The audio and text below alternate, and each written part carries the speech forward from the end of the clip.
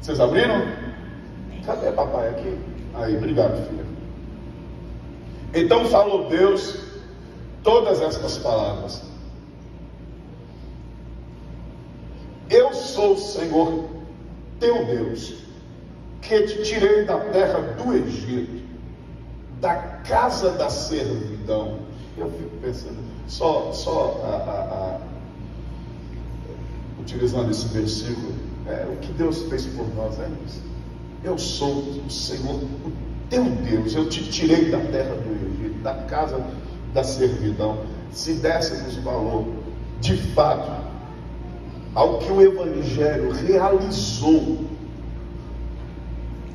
em nossas vidas, a nossa conduta seria diferente. Se Deus está lembrando o povo: eu tirei vocês da casa da servidão. Olha a vida de vocês, quem vocês eram, onde vocês estavam, debaixo de que senhorio e escravidão vocês estavam. Eu tirei, fui eu, o Senhor, o Deus de vocês, que tirei vocês de lá. A gente precisa pensar nisso sempre, irmãos, naquilo que Deus fez por nós. Versículo 3: não terás outros deuses diante de mim. Não farás para ti imagem de escultura. Não faça para ti imagem. O só fazer a imagem de escultura já é pecado. Nem semelhança alguma do que há em cima dos céus, nem embaixo na terra, nem nas águas debaixo da terra.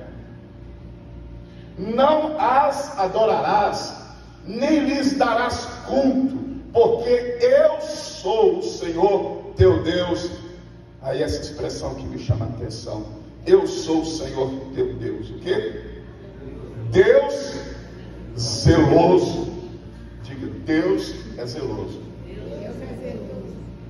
Deus zeloso, que visita a iniquidade dos pais nos filhos, até a terceira e quarta geração daqueles que me aborrecem. Versículo 6. Todos juntos? Até 1000 gerações daqueles que me amam e guardam os meus mandamentos. Interessante, volta o 5. Ele visita a iniquidade até que geração? Até a quarta daqueles que ele aborrece. Mas olha o versículo 6: como a graça sempre transbordante supera, e faço misericórdia até 1000 gerações daqueles que me amam e guardam os meus mandamentos. Irmãos, eu queria falar, tema? Precisa do tema? Pronto. Eu queria falar sobre o zelo de Deus. O zelo de Deus. A palavra zelo, só um conceito aqui, é usada para descrever um estado de dedicação ardente e de cuidado de alguém em relação a outra pessoa. Olha só, é usada para descrever um estado de dedicação ardente e de cuidado de alguém em relação a outra pessoa. Expressa zelo, expressa interesse, desvelo, diligência, afeição íntima. Também é possível referir que neste caso zelo não é apenas o cuidado, mas é também ciúme. Deus não divide a sua glória, louvor e adoração com outros, e tem ciúmes quando o seu povo não o coloca em primeiro lugar nas suas vidas. Uma das coisas importantes a gente dizer logo no início é que não é bom a gente despertar esse zelo, ciúme de Deus por nós. Por isso as Escrituras nos recomendam a todo tempo uma adoração exclusiva, um culto exclusivo. Não ameis o mundo. Aquele que ama o mundo constitui-se inimigo de Deus. Olha que coisa, que palavra pesada. Tiago diz: aquele que amar o mundo constitui-se inimigo opositor de Deus. Deus tem por inimigo aquele que não o põe em primeiro lugar na sua vida. Isso é quando Deus fala a respeito da criação de imagens de esculturas. Os irmãos, está tudo bem, tudo na paz, louvado seja Jesus. Quando Deus fala sobre não faça imagem, não adore, porque fazê-lo atrai a ira de Deus, atrai o ciúme de Deus, o zelo, esse cuidado expresso, ardente, intenso de Deus por nossas vidas. E aí eu queria responder a pergunta: de que Deus zela? De que Deus zela? Nós não temos noção do quanto Deus nos leva a sério. Eu acho que zelo é isso. A gente não tem noção do quanto Deus leva a gente a sério, né? A gente se desapercebe disso quase sempre, do quanto Deus nos leva a sério. E essa é a razão principal pela qual devo levá-lo a sério. É porque Ele nos leva a sério. Me lembro que nós ministramos um tema no início da igreja, levando Deus a sério. E por que levar Deus a sério? Porque Deus nos leva a sério. O zelo de Deus é essa afirmativa. Deus está levando você a sério. Deus está levando você a sério. Deus não está brincando de ser Deus na sua vida. Olha o que Deus afirma para Israel: eu sou eu quem sou o teu Deus. Você não pode ter outro. O teu coração não pode estar em nada e em ninguém mais, senão em mim. Afeto, dedicação, devoção exclusiva para mim. Nós não temos noção do quanto Deus nos ama, do que Deus é capaz de realizar por causa do seu zelo para conosco. O que Deus leva a sério? O que Deus zela? Deus zela pelo nome dele. Deus zela pelo nome dele. Adriano citou aqui na pregação o Pai Nosso. Olha o Pai Nosso como começa: Pai Nosso que estás no céu. É bom a gente nunca separar intimidade de soberania, de um Deus que está acima. Ele está aqui, mas está acima. É Pai Nosso, é próximo, mas é soberano. Intimidade sem consciência de autoridade vira libertinagem. Vira libertinagem. É por isso que a gente nunca pode deixar de ser servo. Pai Nosso que estás nos céus, santificado seja o teu nome. O nome de Deus precisa ser santificado. E aí eu pensei em dizer algumas coisas a respeito disso, a respeito do zelo pelo nome de Deus. Por exemplo, não coloque o nome de Deus em causas que Ele não está. Não coloque o nome de Deus em causas que Ele não está. Não coloque o nome de Jesus em motivos que não são dele. Não abençoe aquilo que Ele não abençoou. A gente gosta de sair por aí abençoando tudo e todos, conforme as paixões, interesses do coração e conveniências do coração e visão humana. Aí a gente sai abençoando. Eu me lembro na Betânia, quando eu era pastor de jovens, a quantidade de jovens, casais de namorados que se formavam, e era quase de todo culto: pastor, abençoa o nosso relacionamento. Pastor, abençoa o nosso relacionamento. Pastor, eu acho engraçado esse negócio, né? Parece que o pastor é um ser assim, né? Abençoa o nosso relacionamento. E eu saía: abençoado em nome de Jesus, abençoado em nome de Jesus, abençoado em nome de Jesus, abençoado em nome de Jesus, abençoado em nome de Jesus, abençoado em nome de Jesus. E aí eu ia para o pastor aí cuidar desses jovens. Meu irmão, eu estava abençoando um bocado de trem tudo errado. Olha, será que eu estou abençoando esse negócio dentro de você? Você sabe, né? O que eu estou falando? Essa sem vergonha, isso tudo. Esses negócios tudo errado, namoro não aprovado por Deus, não cristão, não conforme os princípios de pureza bíblica e outras questões mais. Ah, mas tinha coisa, meu irmão, mas tinha coisa, que só Jesus. Mas tem coisa de igreja, meu irmão, mas tem. E aí, eu sentir essa repreensão, detenha-te. Detenha, não sai por aí impondo a mão e abençoando tudo em nome de Jesus. Você pode profanar o nome de Cristo quando coloca Cristo em causas que não são deles, são suas, são egoístas. Ah, dentro de igreja tem muito isso no meio da gente. Uma coisa que eu luto muito assim, irmãos, olha, de verdade. Eu fico o tempo todo pedindo a Deus. Adriano trouxe esse texto também. Sonda meu coração, Deus. Sonda meu coração. Eu oro a Deus, irmãos. Eu oro a Deus assim, Senhor. A gente vai no embalo do crescimento, e vem as demandas, e vem as coisas. A gente tem que acelerar. A gente tem que caminhar de acordo ao crescimento e tal. E vai. E a gente quer comprar um terreno. E a gente alugou uma casa. E as coisas estão surgindo. E as oportunidades. Gente traz gente, mas gente também traz problemas. Meu Deus.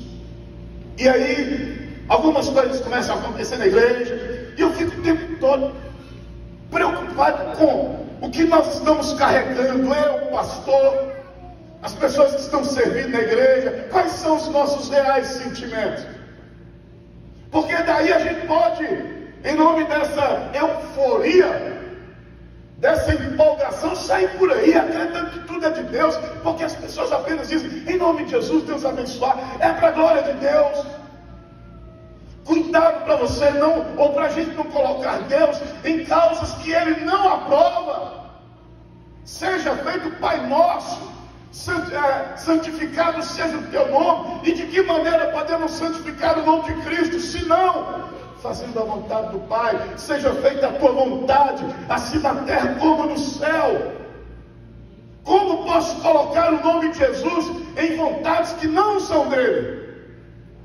Isso é perigoso. Isso é usar o nome de Deus em vão. Às vezes a gente faz orações assim, e eu fico pensando, meu Deus do céu, quem fez essas orações? Quantas orações eu já fiz em nome de Jesus. Eu me lembro no início do ministério, que a gente vivia aquela coisa. Um dia eu estava no monte, e eu falei, meu Deus, eu quero ser conhecido no Brasil.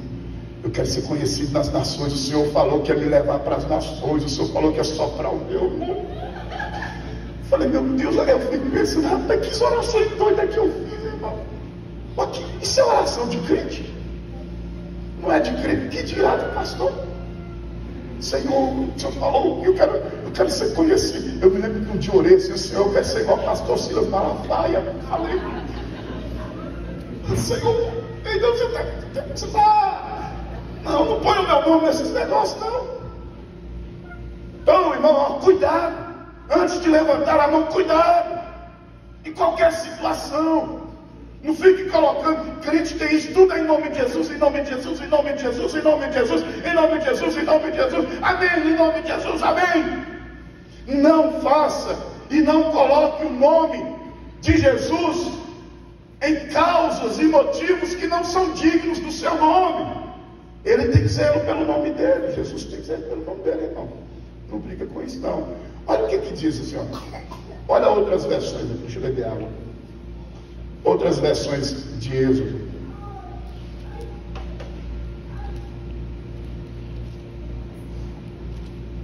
Olha essa versão.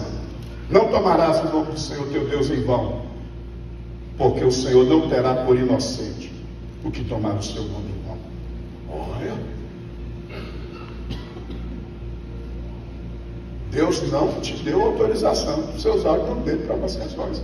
Não vá lá. Isso dá problema.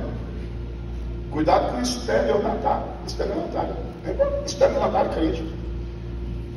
Eu congregava numa igreja, o irmão precisava de um cidadão da nossa igreja participar. Estava passando por uma luta grande, de saúde mesmo, de saúde. E eu me lembro dele, onde ele assentava, ele ficou muito tempo na igreja. E Me lembro da fisionomia dele. E aí ele passou por uma luta séria de enfermidade. O que ele fez? Ele pegou, confeccionou uma carta aos pastores de Vitória da Conquista e às igrejas.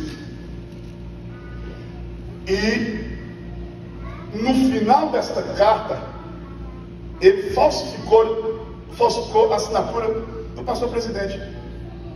E ele saiu nas igrejas. Pastor, é no nome dele que eu estou buscando essa ajuda para esse apoio, para esse momento. E ele saiu pelas igrejas. Quando ele chegou na quadrangular, o pastor da quadrangular conhecia o pastor presidente. Ele ligou. O pastor presidente estava de férias, quem estava assumindo, quem estava na igreja no tempo era a gente. Aí ele ligou para o pastor. Pastor, não assinei carta nenhuma, não autorizei ninguém a estar se comportando ou fazendo coisas em meu nome, não autorizei não. Aí eu sei que recebi a ligação do pastor para procurar alguém da igreja, que era uma autoridade, e fiz a reunião. Eu sei, irmão, que a gente acabou no deserto com a TV Sudoeste lá, ó, filmando a gente, e a maior confusão por conta de alguém que, querendo se dar bem, colocou o nome de alguém e não teve autorização para fazer. Cuidado, irmão. Não é tudo que você tem autorização de Cristo para você fazer, não. Aqui nós estamos, a gente precisa ter cuidado com esse negócio. Porque meu coração, Deus sabe, Deus sabe. Meu coração enganoso, desesperadamente corrupto, quem o conhecerá? E aí, Deus diz, ó, eu não vou ter por inocente. Olha a outra versão aqui, ó. Porque ele não deixará sem castigo os que fizeram mau uso do seu nome. Mau uso do seu nome. Outra versão, o Eterno não irá tolerar uso irreverente do seu nome. Outra versão, pois não deixarei de punir qualquer abuso desse sentido. Vai vendo, abuso, uso irreverente, mau uso, tudo aí, que veio outra versão aqui. Não use o nome, não use o meu nome sem o respeito que ele merece. Não use o nome de Deus sem o respeito que ele merece. Pois eu sou o Senhor, o Deus de vocês, o castigo, e castigo aqueles que desrespeitam o meu nome. Outra versão, não use o nome do Senhor, seu Deus, de forma indevida. Tudo aqui são conceitos para não usar o nome de Deus em vão. O que seria usar de forma indevida? Abusar, achar que pode. Mas eu sou íntimo dele. Ele diz que tudo o que eu pedi, por isso que eu falei, ele é Pai nosso, mas está no céu. Intimidade sem soberania vira libertinagem. Permissão para se fazer tudo. Não é porque você é meu amigo que você entra na minha casa, você tem acesso a todos os cômodos e pode fazer o que você quer. Às vezes eu acredito que a gente usa o nome de Deus de forma, sabe, a gente abusa, a gente vai para questões que Deus não dá. E aí Deus não deixa impune. Pelo que Deus tem zelo? Pelo seu nome. Mas olha só, Deus tem zelo pela sua igreja. Zelo pela igreja. Zelo pela igreja. Ontem eu passei a tarde conversando com o Cauê e Nanda muito sobre isso, sobre a igreja de Deus e o cuidado que a gente precisa ter com a igreja, até na utilização das palavras. Você sabe por quê, irmão? Por bondade. Lança aí, Nanda, Mateus 10, 37. Aliás, não é esse não. Calma aí. Atos 26, filha. Atos 26, do 13 ao 15. Atos 26, do 13 ao 15. O que está escrito aí? Atos 26, do 13 ao 15.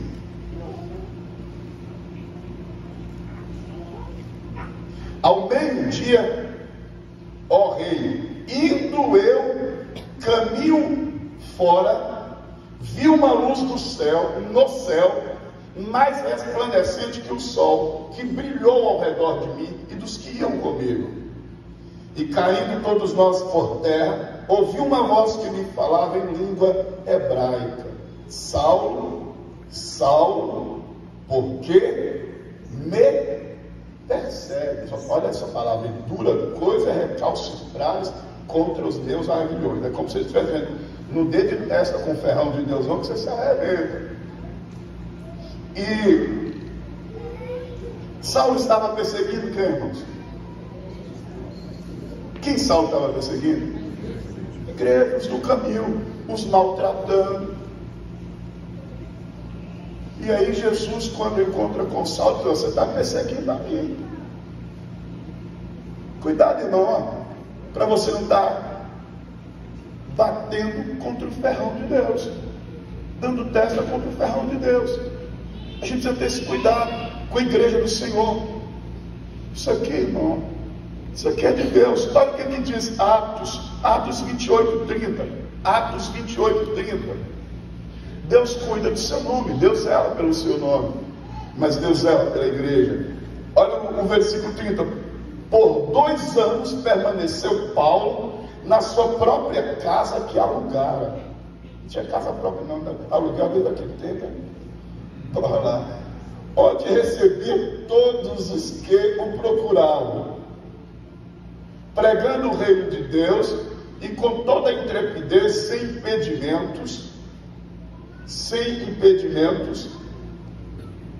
impedimento algum, ensinava as coisas referentes ao Senhor Jesus Cristo. Você colocou 28, filho?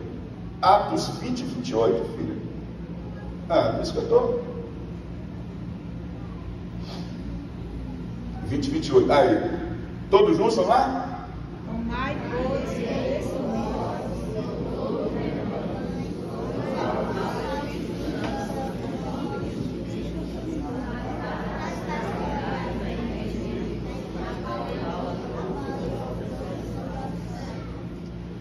Paulo está falando para os bispos, os pastores, os líderes da comunidade: cuidado, vocês estão pastoreando a igreja de Deus, e prestem atenção, vocês estão pastoreando uma igreja que não é de vocês, e que Cristo morreu por essa igreja.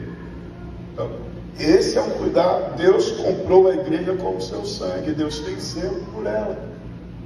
Irmãos, eu não duvido, não, de verdade. Eu acho assim, ó, a gente sai de um extremo para outro. Tem aquela coisa do não toqueis no meu ungido e tal, e fica aquele terrorismo dentro da igreja, a gente amedrontando as pessoas, até para encobertar os erros da gente, as falcatruas, os exageros que a gente comete. A gente fica com essa conversinha, tal.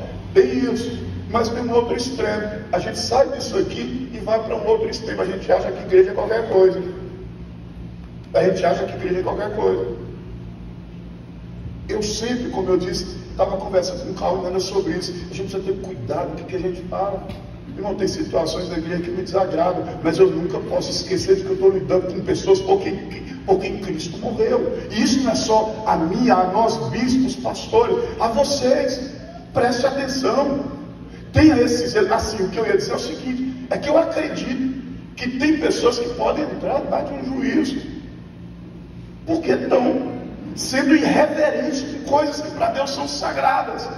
A igreja é sagrada. Você imagina que Cristo morreu por ela, e aí você vem e causa divisões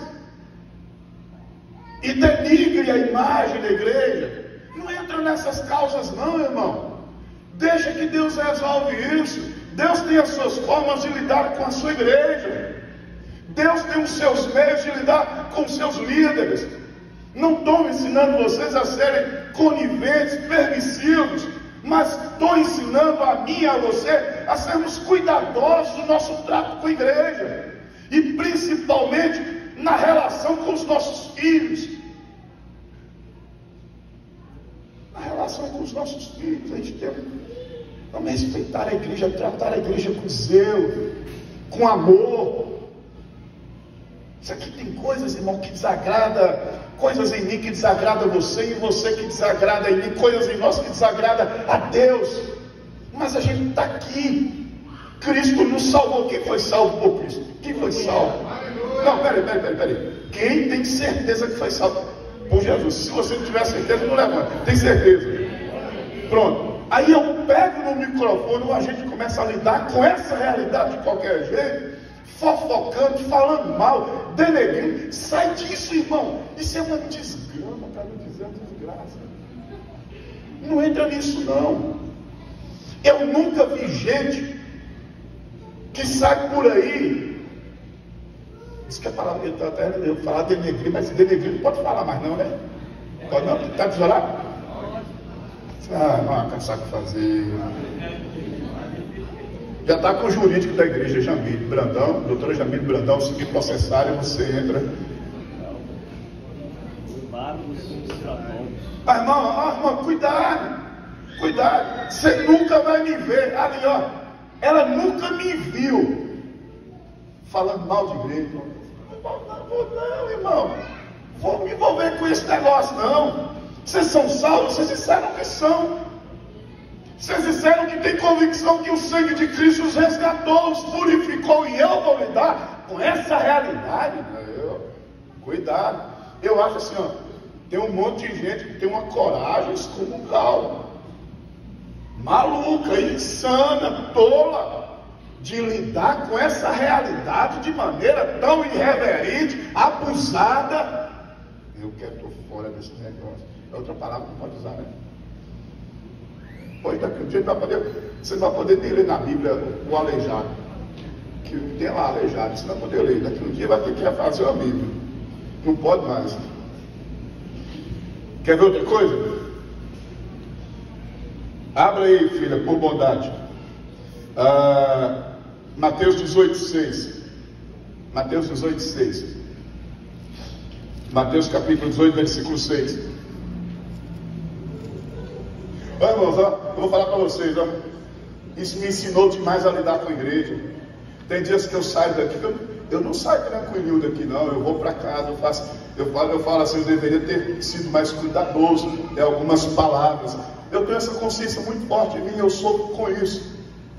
Porque o meu temperamento é afoito, é impulsivo, eu reajo, eu sou muito reativo e tal. E aí, e essa consciência de que eu estou lidando com a igreja me ajuda muito.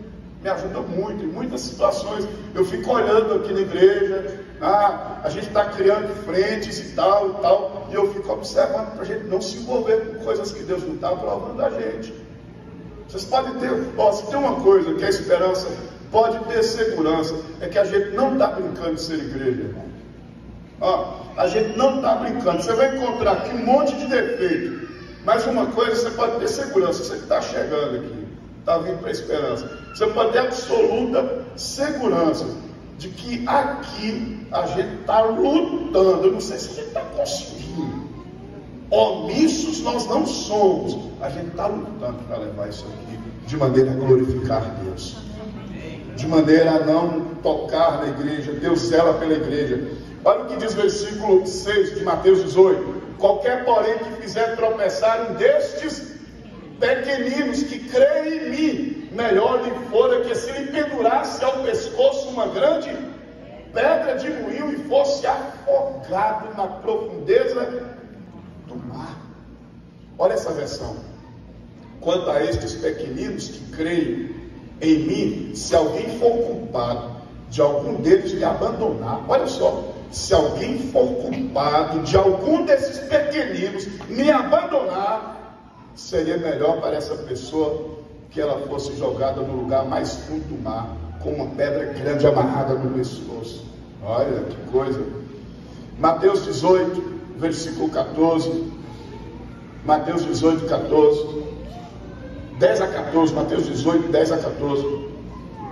Vede, não desprezeis a qualquer desses pequeninos, porque eu vos afirmo que os seus anjos dos céus veem incessantemente a face de meu Pai Celeste, porque o Filho do Homem veio para salvar o que estava perdido. Que vos parece?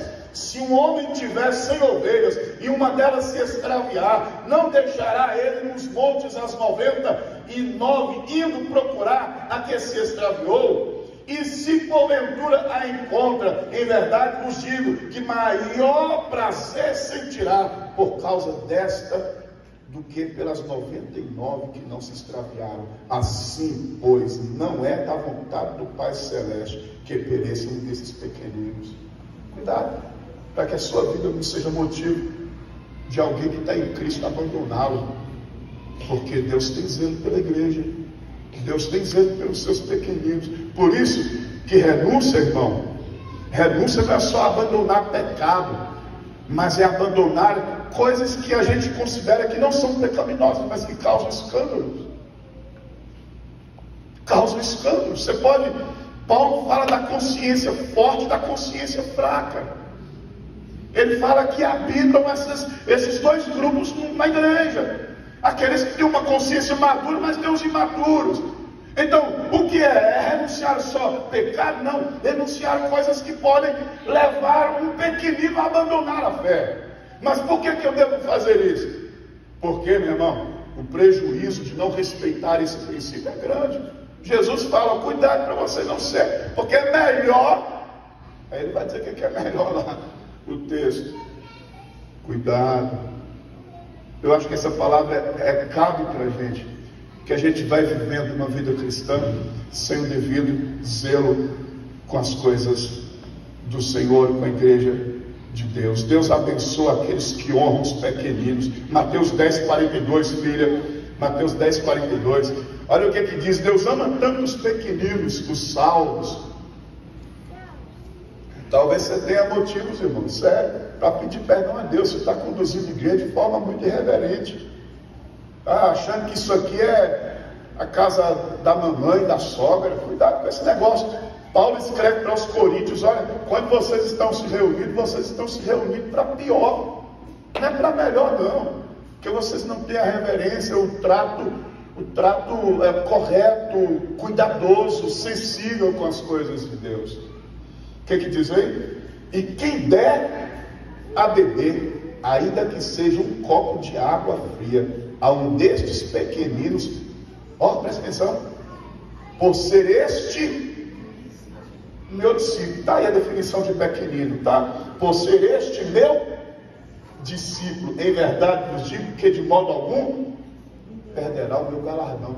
Da mesma forma, irmão, que pode ficar feio para mim, porque eu não sou responsável do trato com os pequeninos de Deus, pode ficar bonito.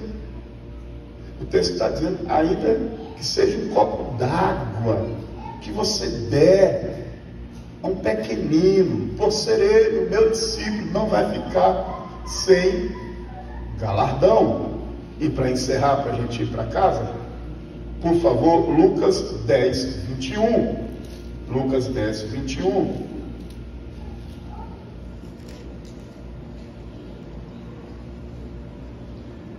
Naquela hora exultou Jesus no Espírito Santo e exclamou: graças te dou, ó Pai, Senhor do céu e da terra, porque você ocultou estas coisas aos sábios e instruídos, e as revelastes aos pequeninos. Sim, ó Pai, porque assim foi do teu agrado. Deus revela os seus segredos aos seus discípulos, aos seus pequeninos.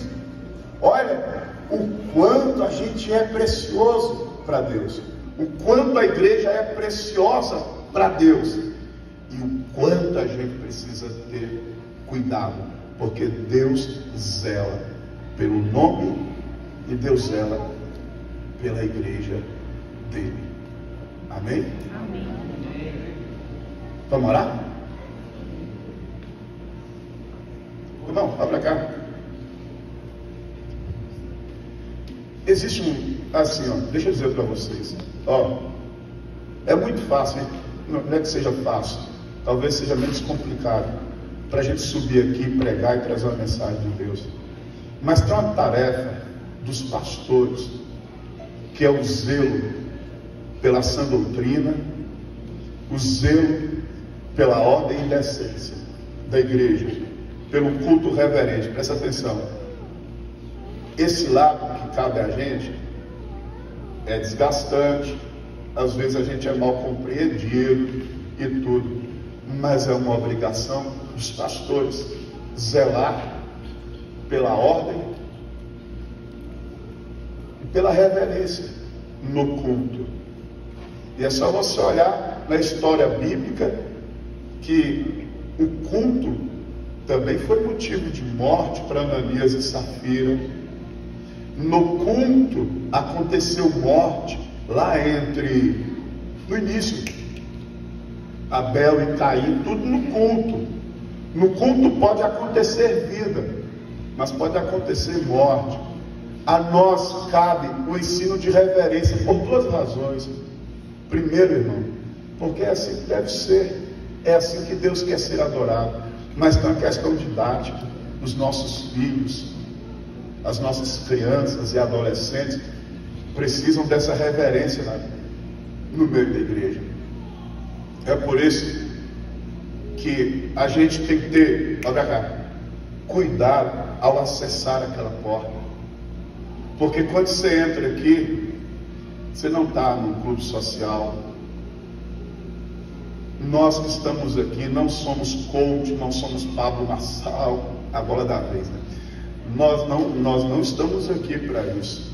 Nós estamos para servir a igreja. E a gente precisa, presta atenção, por causa da sua própria vida, da sua integridade, da sua vida com Cristo, a reverência é exigida. Mas a gente precisa pensar nos nossos filhos. Eu fico pensando que tipo de exemplo de reverência a gente está deixando ou instruindo os nossos pequenos.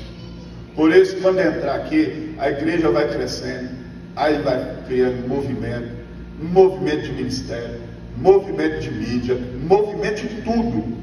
A gente precisa lutar, e essa é uma luta da gente. A gente pode ser tipo puxado, mas ó, guarda o teu pé quando entrares na casa do Senhor. Está valendo para nós hoje, está valendo, talvez não nos termos de lá, mas está valendo. Queria que você orasse a Deus, pedindo a Deus que te ajudasse a ser zeloso, porque Paulo escreve aos Romanos dizendo para que eles fossem zelosos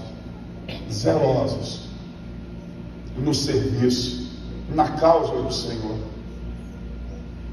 Irmão, seja zeloso com a palavra de Deus. Seja zeloso com a palavra de Deus. Ensina os seus filhos a serem zelosos. Ninguém entra aqui numa audiência de prefeito, de juiz, e deixa a criança correndo para lá e para cá, ou se levantando e saindo toda hora. É sério. A gente precisa ter cuidado. Eu estou fazendo isso para proteger a nossa vida, porque o caminho de Deus é caminho de vida, mas o caminho de Deus é caminho de morte também. E isso nas Escrituras o tempo todo a Bíblia se apresenta assim. O sagrado pode trazer vida, mas o sagrado pode trazer juízo também. Pai, em nome de Jesus, Tu és um Deus zeloso, que zela pelo Seu nome, e que zela por Sua igreja, que zela por Sua palavra, que zela pela comunhão. E se o Senhor é o Deus zeloso, em que eu preciso melhorar nessa experiência de culto, de utilização do Teu nome, de Tua palavra? Onde estão as motivações que são minhas e não são Tuas? Pai, a gente não quer banalizar, reduzir a uma condição de coisa pequena, algo que é tão sublime para Deus. A igreja é sublime para Deus, a ponto dele dar o seu filho para morrer por nós. E nesta manhã, Senhor, a nossa responsabilidade é tão grande diante dos nossos filhos, tão grande, Senhor, diante dessa geração nova que surge, da gente passar um modelo de ser cristão que eles vão repetir, reproduzir, e que Cristo continuará sendo glorificado. Pai, nos ensina o devido respeito, a devida reverência. Eu sei que isso é difícil para a gente, mas o salmista disse: o zelo por tua casa me consome. Jesus também teve zelo pela casa. Um dia ele chegou no templo e o pessoal estava lá fazendo do templo um espaço qualquer, menos um espaço de oração. Jesus agiu de forma dura, severa, para restabelecer a ordem, mas sobretudo o propósito daquilo. Nos faz entender o propósito da gente ser igreja, da gente conduzir a missão adiante. Nos salva de nós mesmos, dos nossos achismos. A gente quer um Deus à nossa imagem, uma igreja conforme o nosso gosto. Pai, a gente quer estender, sim, a tenda, alargar, sim, a gente quer tudo isso, mas não permita que nessa casa se perca o temor. E nos salva nesta manhã, se há em mim, nesta igreja, na vida de qualquer um aqui, qualquer tipo de reverência, de descuido, de abuso. Ah, Deus nos liberta, Senhor. Espírito Santo, ah, Senhor, a santidade do Senhor, o zelo de Deus. Eu não quero despertar o teu zelo. O zelo de Deus é o cuidado de Deus com a santidade dele. Deus zela por sua santidade. A ira é a resposta de Deus a gente que afrontou a santidade. Ninguém afronta a santidade de Deus e sai ileso. Aí Deus reage.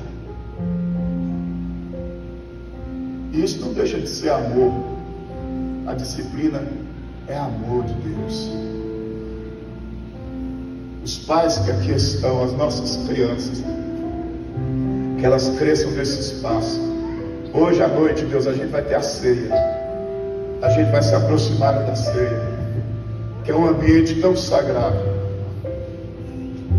O mandamento é muito sagrado. A mensagem da ceia é sagrada. E hoje à noite, nós fomos advertidos nesta manhã a que nos aproximemos da ceia com devido cuidado, de Deus com devido cuidado.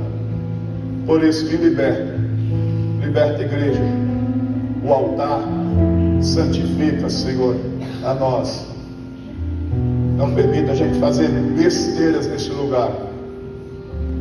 Abriu a porta do templo e acender o fogo do altar em vão. Porque o nosso Deus é lindo, maravilhoso, amoroso, misericordioso. Mas nosso Deus é zeloso. Em que eu não tenho sido zeloso, Senhor? Na forma como leio, suponho as Escrituras. Em que me tem faltado zelo? Na maneira como conduzo a igreja, as decisões, na minha casa, com a minha esposa, com a minha filha, no templo. Talvez o Senhor esteja dizendo para mim nesta manhã: meu filho, quando você pisar os pés neste lugar, tira as sandálias dos teus pés, porque o lugar onde tu estás é santo. É santo não por causa do lugar, é santo por causa do propósito, da missão para que serve este lugar. Por isso, te pedimos que a quantidade de pessoas, a quantidade de atividades, não torne esta igreja um ambiente de ativismo religioso, de gente que não tem temor pelo nome de Deus. Não nos permita conduzir nenhuma decisão nesta igreja sem a certeza da motivação de que estamos te agradando. E o que não for digno do nome de Jesus nesta igreja, pode fechar as portas, Senhor. O que não for digno do nome de Jesus nesta igreja, pode fechar as portas, porque nós queremos te servir com temor. Eu abençoo os irmãos que vão contribuir, ofertar, e vão contribuir e ofertar em temor, em reverência, em lealdade, em honestidade diante de Deus, em nome de Jesus. Amém. Fique de pé.